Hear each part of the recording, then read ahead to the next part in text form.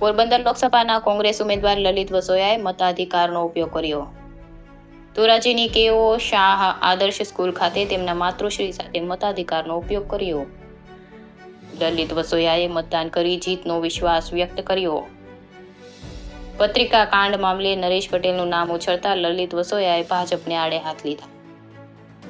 આ લોકસભાની ચૂંટણીમાં ભાજપ વિરુદ્ધ મતદાન થવાની આશા વ્યક્ત કરી। પોરબંદર લોકસભા મત વિસ્તારમાં અનેક મુદ્દાઓના કારણે પછાત રહ્યાનો આક્ષેપ।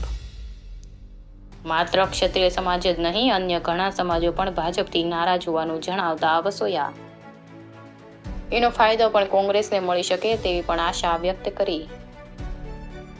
લોકશાહીના પર્વમાં તમામને મતાધિકારનો ઉપયોગ કરવા વિનંતી કરી।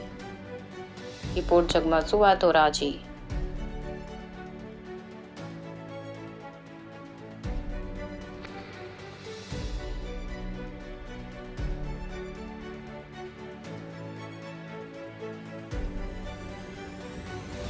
લોકશાહીના પાવન પ્રસંગે આજે મતદાન કરી લોકશાહીને જીવંત રાખવા માટેનો પ્રયત્ન કર્યો છે। પોરબંદર લોકસભા બેઠક ઉપર અનેરો માહોલ આ વખતે છે।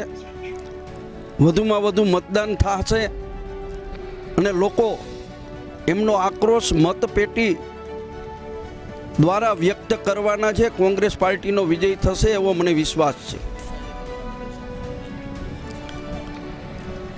મારા મધરના 2 દિવસ પહેલાં જ 100 વર્ષ પૂર્ણ થયેલ છે।